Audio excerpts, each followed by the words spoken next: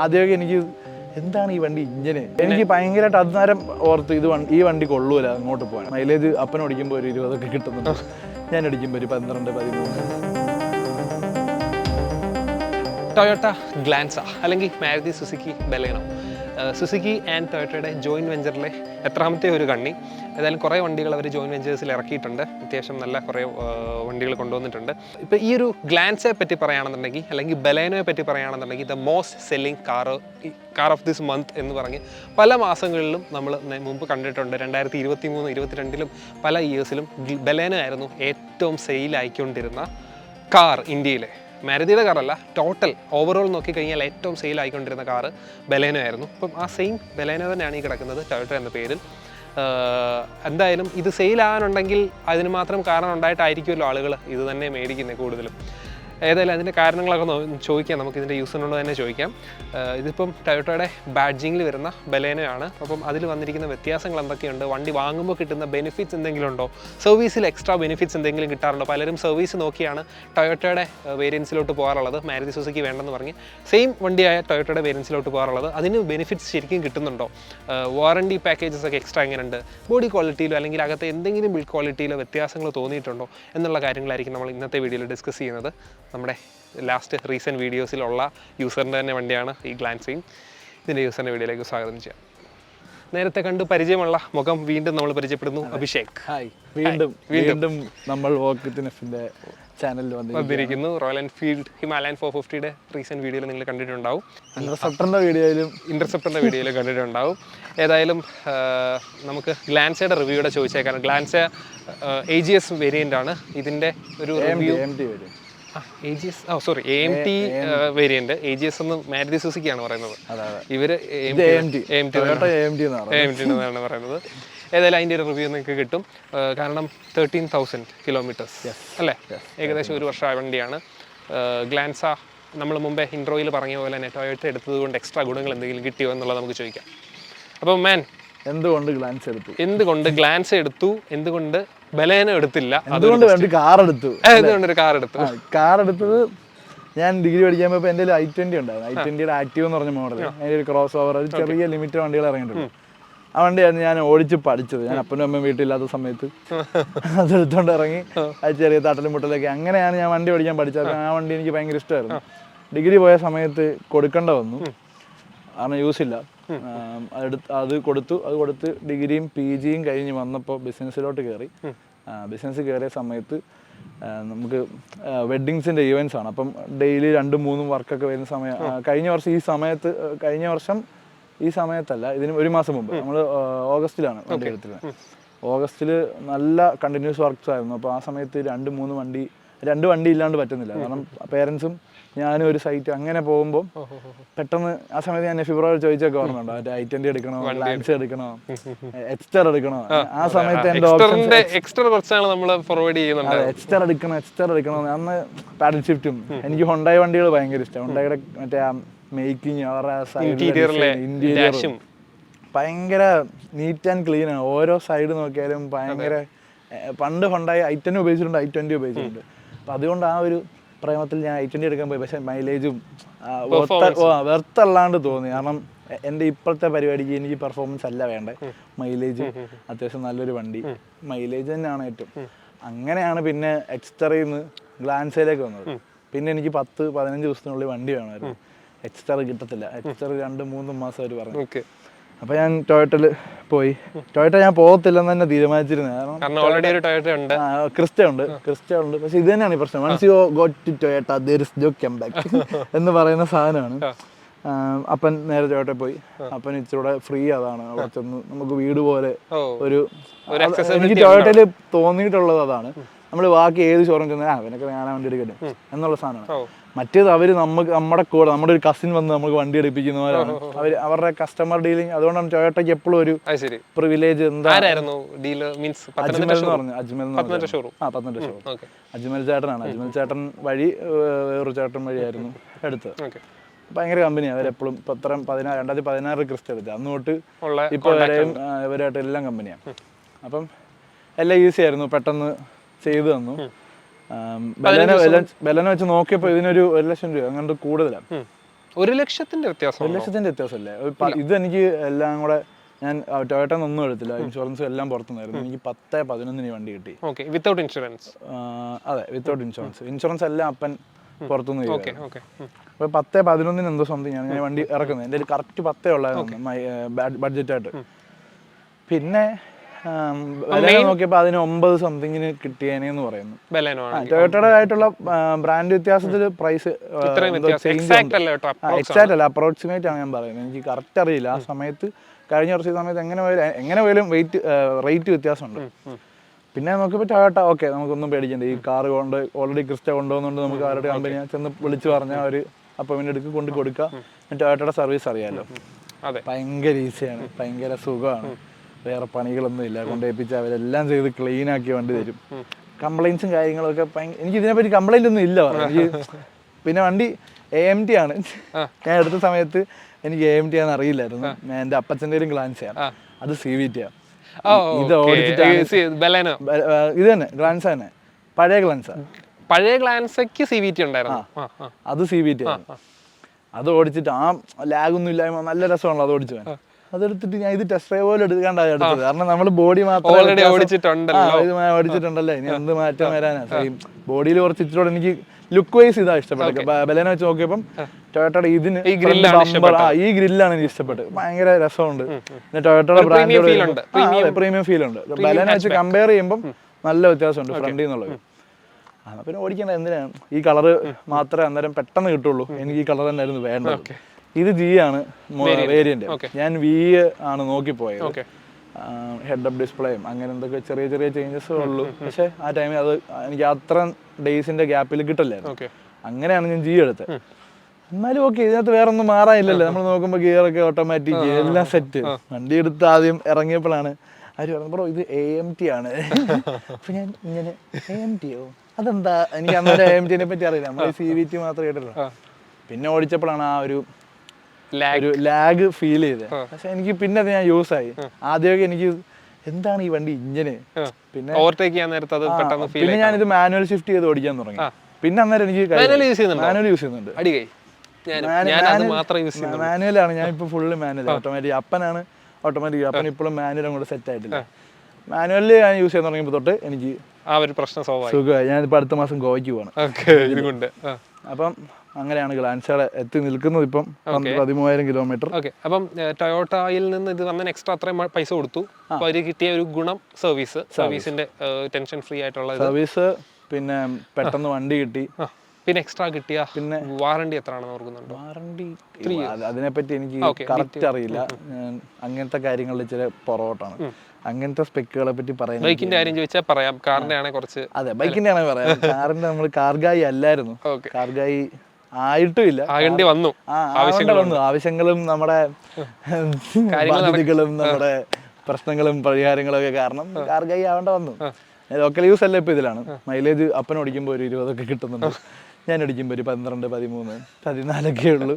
Manual ആയോണ്ട് city use ആണ്. ഇതിന് ചില സൗണ്ടും ഉണ്ട്. എനിക്ക് കോഴഞ്ചേരി, പത്തനംതിട്ട, തിരുവല്ല, കോട്ടയം, എറണാകുളമാണ് ഏറ്റവും കൂടുതൽ പോയത്. പിന്നെ ഞാൻ ഇതുകൊണ്ട് നമ്മുടെ ഇവിടെ പോയി, ഇല്ലിക്കൽക്കല്ല് പോയപ്പോൾ ഞാൻ പെട്ടുപോയി ഈ വണ്ടിയിൽ. ഗ്രൗണ്ട് ക്ലിയറൻസും അതുപോലെ AMT ആയതുകൊണ്ടുള്ള കയറാൻ ഇച്ചിരി പെട്ടു. കാരണം ഭയങ്കര സ്ലോ ആയി. പിന്നെ മാനുവലിലാണ് എനിക്ക് ഭയങ്കരമായിട്ട് അന്നേരം ഓർത്ത് ഈ വണ്ടി കൊള്ളൂല അങ്ങോട്ട് പോകാൻ. കാരണം നല്ല സ്റ്റീപ്പാണല്ലോ അവിടെ. എനിക്ക് എന്തോന്ന് അറിയത്തില്ല. അതെടുത്ത് 3-ാം ദിവസം ഞാൻ ഇല്ലിക്കല്ല് പോയത്. അത് നമ്മുടെ പുറകിൽ കൂടെ പോകുന്നൊരു വഴിയുണ്ട്, നല്ല കയറ്റമുള്ള. ആ വഴി പോയപ്പം ഞാൻ ഓർത്തു ഇത് കയറത്തില്ല. അങ്ങനെ ഒരു സാഹചര്യം തോന്നി. പിന്നെ എനിക്കെങ്ങും അങ്ങനെ തോന്നിയിട്ടൊന്നുമില്ല. ഗ്രൗണ്ട് ക്ലിയറൻസ് കുറവാണ്. എൻ്റെ വീടിൻ്റെ അവിടെ നിന്ന് ഇറങ്ങുമ്പോൾ തന്നെ തട്ടും റോഡിൽ. അതുകൊണ്ട് ഫുള്ള് തട്ടി വഴിയില്ല. നമ്മൾ മറ്റേ മസ്താങ്ങൊക്കെ അന്ന് വിചാരിച്ചങ്ങ് ഓടിക്കുക.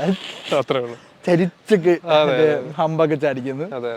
ചിലര് വിചാരിക്കും ഈ സാധാരണ വണ്ടിക്ക് അങ്ങനെ ഷോയാണെന്നൊക്കെ വിചാരിക്കും. ഇതിന് നല്ല ഗ്രൗണ്ട് ക്ലിയറൻസ് കുറവാണ്.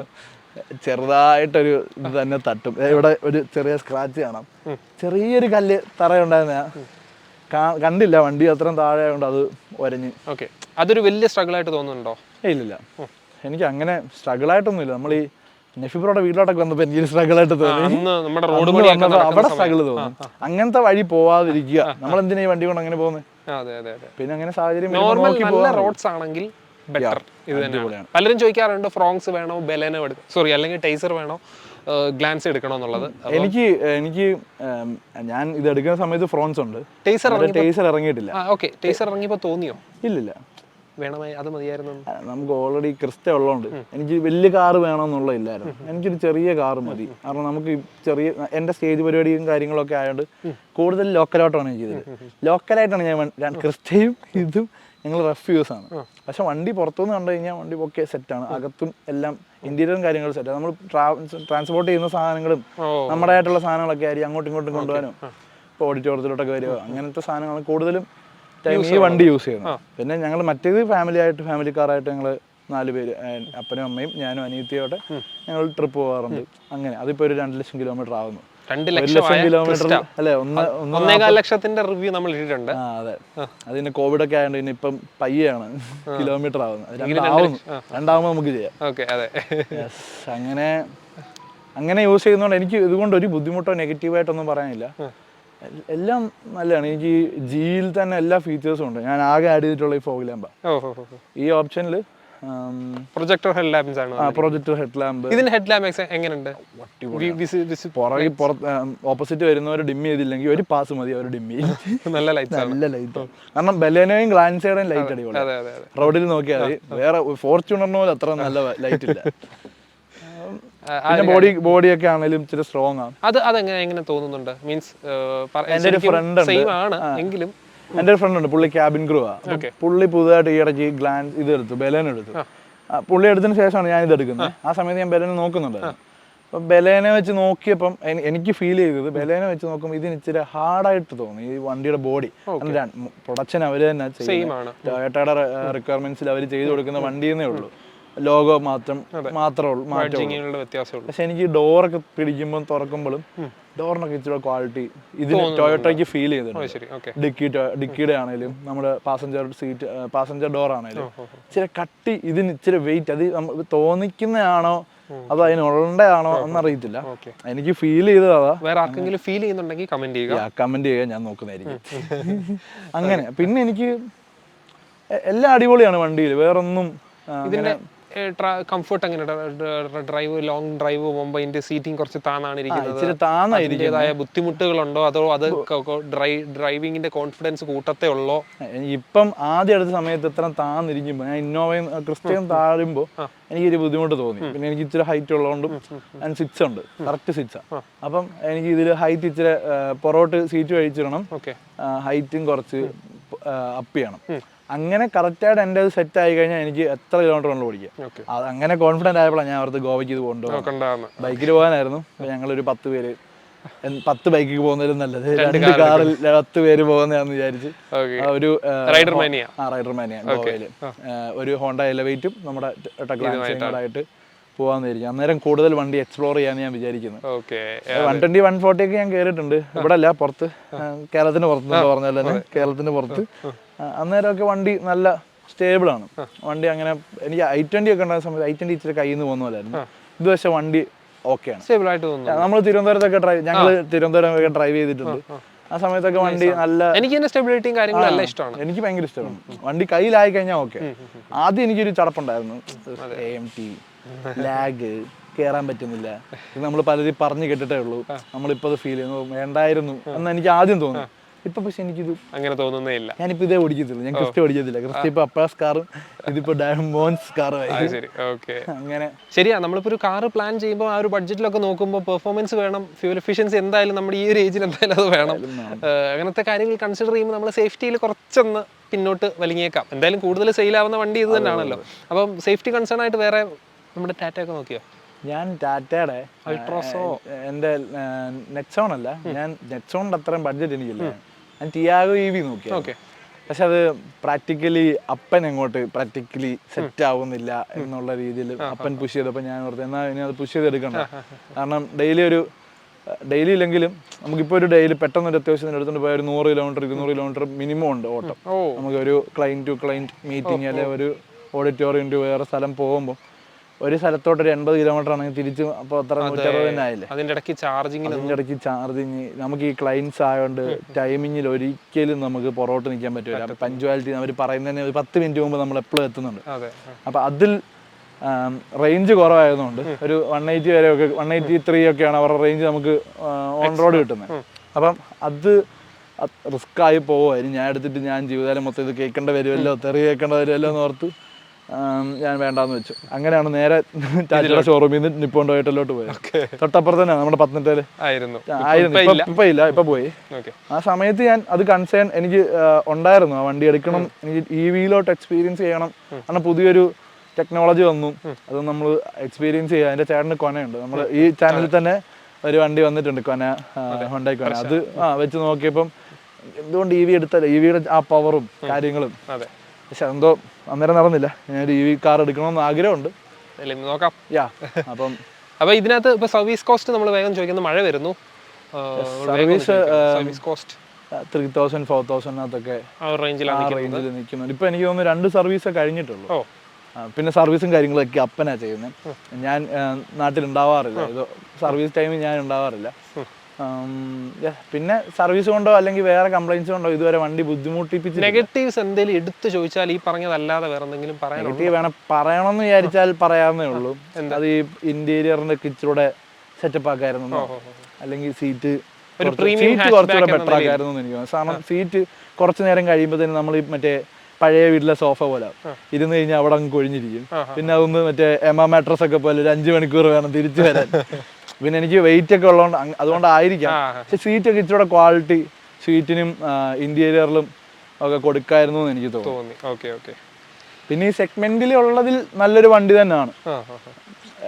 ഇപ്പൊ ഫാമിലി ആയിട്ട് ഒരു ചെറിയൊരു 4 പേർക്കുള്ള ഫാമിലിക്ക് എന്തുകൊണ്ടും പുറത്താണ് ഈ വണ്ടി, ബെസ്റ്റ് ഓപ്ഷനാണ്. കാരണം വണ്ടി വഴിയിലിടൂല, ടൊയോട്ട ആണ്. ടൊയോട്ടനെ വിശ്വസിക്കാം.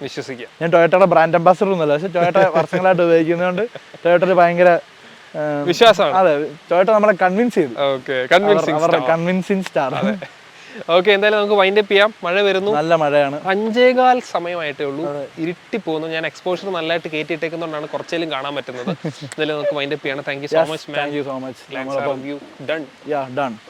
അപ്പം പുതിയ വീഡിയോ ആയിട്ട് വീണ്ടും കാണാം. Do subscribe walk with nuff, do subscribe moto Batman 452. Do watch all the videos. താഴെ ലിങ്കും കൊടുത്തിട്ടുണ്ട്. ബൈ. Okay, deal. Okay.